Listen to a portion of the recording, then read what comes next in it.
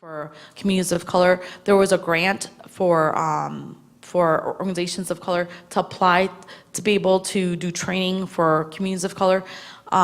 So the governor is committed to economic equity, and it's one of the platforms that many candidates are running on this election season. So it's an important and hot issue. Next is education. Education will forever and always be an issue, I think, unfortunately. But it doesn't have to be that way, but I think it will be for a while. So the Hmong population, Hmong is the second most spoken language by ELL students, and we have a significant number of Hmong students who are still in ELL. Can you guys believe that? I can't believe that, because my kids can't even speak Hmong. So I can't believe that we have such a large number of people in ELL classes, but we still do. And so, one, we need to make sure that services are being given to ELL students, and two, we need to make sure that they have the appropriate training so they can pass out of ELL and get into mainstream English classes and mainstream courses. And then the other piece too is the low percentage of Hmong Americans graduating with a bachelor's. So you guys are really privileged because you're actually here at St. Benedict's and St. Joe's, and St. John's, sorry. I don't know why I keep calling you St. Joe's.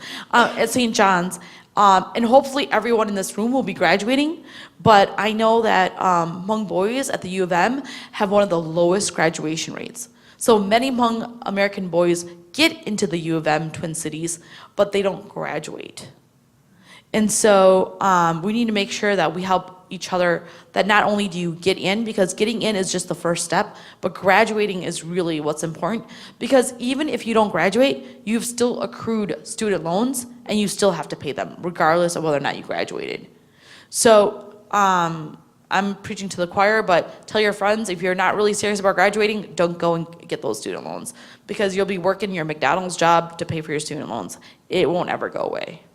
And then the last piece is healthcare access and prevention. And do you guys know about healthcare prevention or health prevention work? So that's what the Center for Health Equity does. It works on prevention efforts.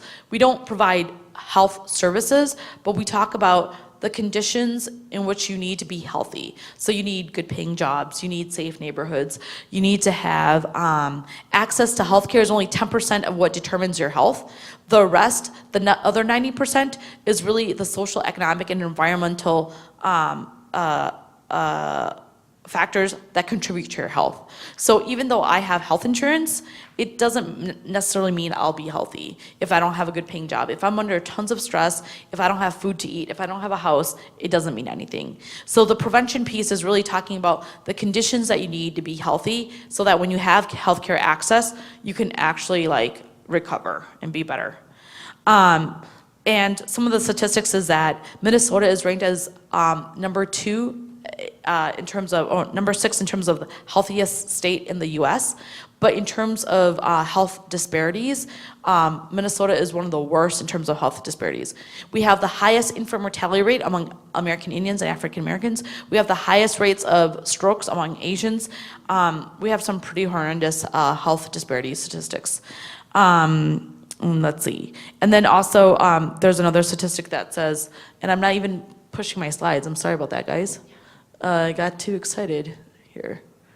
And then the other thing is that we have a large number of Hmong Americans who are on disabilities.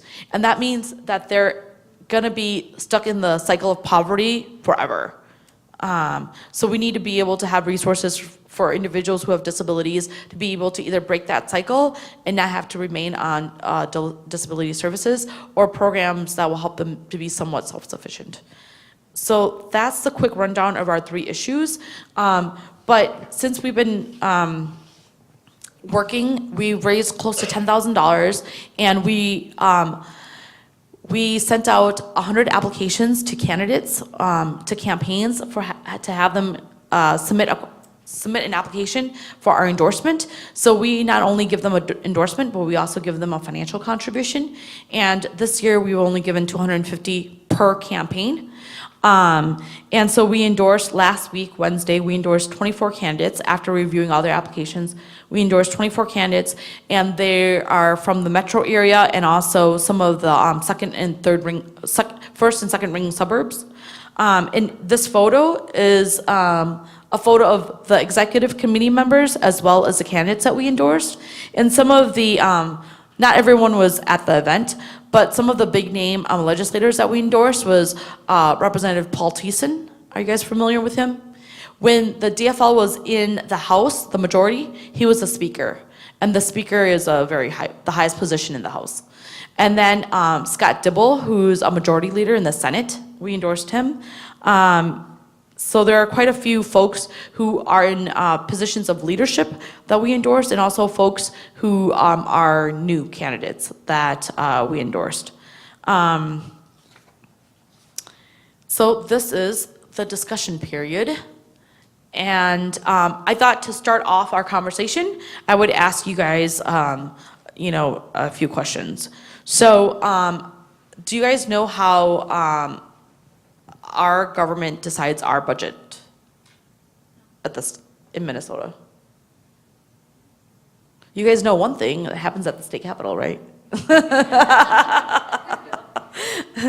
So Minnesota works on a biennium basis. So every 2 years, they make a decision on a budget. And this coming year is what they call a budget year. So we're gonna decide what the budget will be, and it will cover for the next 2 years. And then after that, we'll create a new budget.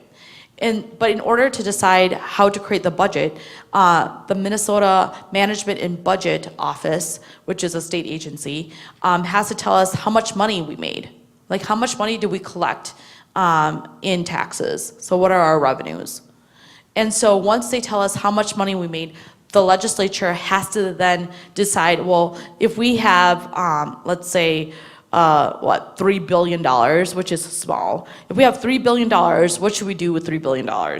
You know, the majority of our money goes to the Department of Health and Human Services, DHS. That's a huge budget, and that's a good and bad thing for the state of Minnesota. It's good because that means we have a safety net for the most vulnerable in Minnesota, but that's bad because then money isn't going towards education or health or other aspects of services that we need. So that was my first question I was going to ask you, and then I'll pass it on to my colleagues to see if there's other questions, and then we'll put a mic out so that you guys can ask questions as well. And you just have to turn, yeah. Oh, maybe I should just turn it on. What? Questions?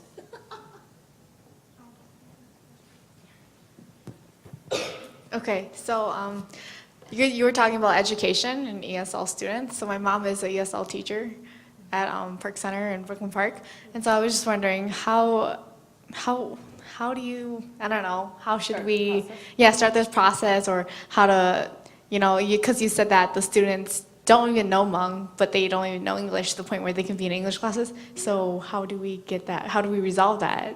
That's my question. So resolving that tension is a harder answer, but how do you actually push the issue with legislators is an easier answer. So I'm going to start with that one, okay. Because I don't actually have the answer for the second question, for the actual question.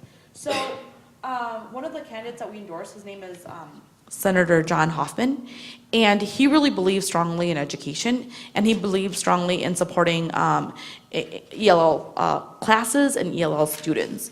So the only people who can actually write a bill or pass a bill are legislators. Okay, so you need to talk to a legislator to actually introduce a bill so it can get heard and go through the process. So that's the first step, is to talk to a legislator. Most likely, these are the kinds of legislators you should talk to. You should talk to your own legislator. So everyone has a state representative and everyone has a state senator. Do you guys know who yours are? Who are yours? Tim Mahoney and Senator Fong Her. So my senator is Senator Hoffman, and my representative is Melissa Hortman. And they're both, and everyone at the state legislature is up for re-election this year, right? So crossing my fingers, they both become my state rep and state senator next year. But, so I would go and talk to Senator Hoffman and say, you know, my child is ELL, they need more services, she's not getting enough attention, and what can you do? And so I have to actually give him ideas, and if I don't have ideas, then I talk to other people to help him create a bill so that he can put it into law, right? So that's the first step. And not only do I talk to Senator Hoffman, but I should also talk to my state representative, Melissa Hortman, because the bills have to be introduced in both bodies, right? It has to be introduced in the House and it has to be introduced in the Senate. Or at the end when they go to, anyway, conference committee. This is much more complicated. I don't need to go into details, but it's really important to talk to both someone in the state Senate and someone in the state House. So that's where I would start. And do you know who your elected officials I know it's Ann Rest, because it's in the New Hope area. Yep. So I did talk to her, and then there was another guy also, I don't remember his name. So you can start with your own state legislators, but you should also see what committees they're on, and you should talk to the chair of the Education Committee. So the chair of the Education Committee in the Senate was Senator Uyghur. And so then you should talk to Senator Uyghur too. Because if he doesn't bring the bill up in the committee, then the bill will never be heard. So it's really important to also target the people in the committee in which your bill is going to go in, and then to also talk to your own elected officials. So those are the steps that you would take. And it doesn't hurt to talk to the school board too. Yeah. And so it depends on the kind of bill or law you want to pass. Because do you want to pass a statewide bill, then you go to your state elected officials. If you want to pass a school board or, you know, just something in your school district, then you go to the school board. Or maybe you need multiple steps because there's multiple different phases. There's not an easy answer, but the simplest way is if you can identify the kind of bill or kind of law you want to change. Okay, thank you. I think I can answer your other question. Just at the local level, if you want to know who your state rep is or your state senator is, just go Google www.staterepminnesota, and then you can type in like the city you live in or even the zip code, and then they'll tell you who your state rep is or your senator is. But if you can get a group of parents and students to mobilize together, show up at the school board meeting and say, you know what, these are the challenges that the Hmong students are facing and the Hmong parents are also concerned about. This is what we'd like you to do. They have to answer to you. If they don't answer to you, then you write a letter to your state rep and state senators and you say, you know, this is what's going on. We have a community that's very concerned about the ELL students. You need to come and talk to us because we're your constituents. We vote you in office. A lot of people don't know is that even though you vote senators and representatives in the at Capitol, the power is in the people because you vote them there. So they have to listen to you. They have to make sure that your answers or your concerns are being addressed. If not, you know what? Go to the newspaper, go to the news, write to them and say, you know what? They're not responding to us. You know, hold them accountable because that's why you elect them. You need to do that because a lot of us we don't do that and we're afraid. So then we just, because especially you know, so we just let that slide by, you know. But these are simple steps that we can do to really make changes. Quick question to follow up on that. Like you said for our parents to attend school board meetings. Well, what if you Hmong families? There are some Hmong families where the parents are always working too, and then they can't attend those. How do we navigate that when not every single family or not all families can attend those meetings and be present there? What do we do then too? Because One, you can do a petition. Two, instead of going to them, have them come to you. Organize at somebody's house. Organize at a rec place. Make sure that it's 3 months up because Hmong parents during the summer they go farm or they go do whatever and you can't catch them. But make sure you give them enough notice so that they'll come attend. And say that there's light refreshment, say that there's free food, they always come, Or do it, especially at events where you guys celebrate Hmong New Year's. A lot of parents do attend, and at that time, get their attention. I have something referring to Tane's question. Other than just getting them to come to you, what can you do, or what is available for the language barrier that some parents can't speak English, some parents don't even have an idea of what the education system is, or in general, like whatever they are talking about, some people don't even know. So like the language barrier, and then the knowledge that you need to be able to have to understand what's going on. So I can say that for folks who,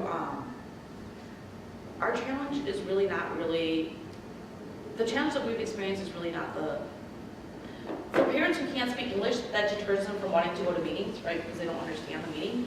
But even when we have interpreters, it's really difficult to get parents interested and to care to go.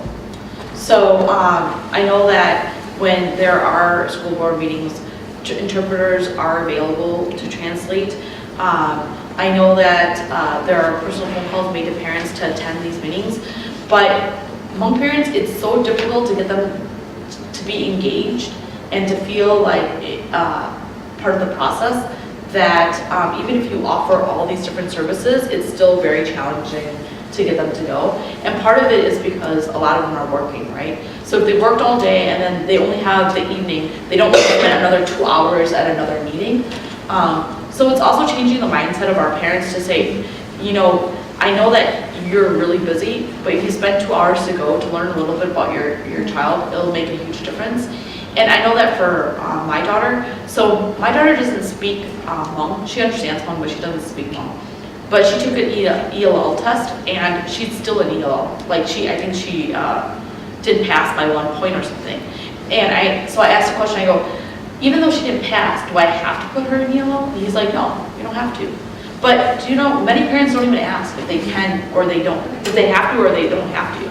And so I said, so I have the option of choosing. They said yes.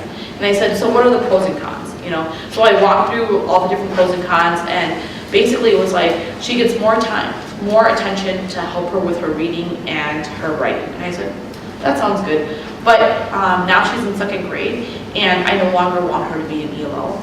So I'm pulling her out because I don't want her to stay in that ELL track, because you never know like what the stereotype is going to be from her teacher. So we pulled her out. And then the other thing too is that her teacher, because she was an ELL student, her teacher didn't realize that her parents could speak English. And so it required me to be very engaged at her school for the administration and for her teachers to know that actually we understand English, and we will also understand if they're not treating our child right? But that's because I would go to school and I would stay there for a couple hours and observe her. I would go to all the parent-teacher conferences. I would ask a lot of hard questions. I would follow up. I mean, I did a lot of things that I also didn't have time to do. And also my husband kept saying like, stop embarrassing us, don't ask too many questions. But I was like, if we're not aggressive about our child's education, then the teacher is not gonna give her the same kind of attention.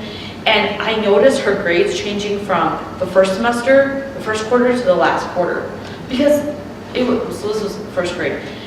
So in 1st grade, it's very, subjective. And in fact, throughout your life, grades are going to be very subjective, right? Meaning that, based on the teacher's perception of you as a student, they're either going to, lean you, it's the difference between a B- and a B+, an A- and a B+. And if you're always getting the A-, or if you're the one always getting the B+, I mean, you're going to feel a little bit jilted, so it's always good to have an advocate. But I think there's something in the mindset of Hmong parents that getting them engaged is very challenging.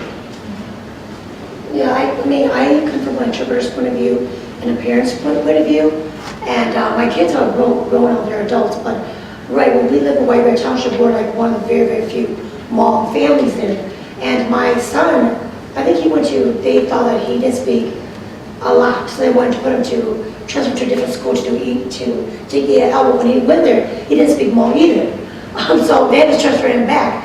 And then my other son I think it was skipping school, and they had a class for students that were truant.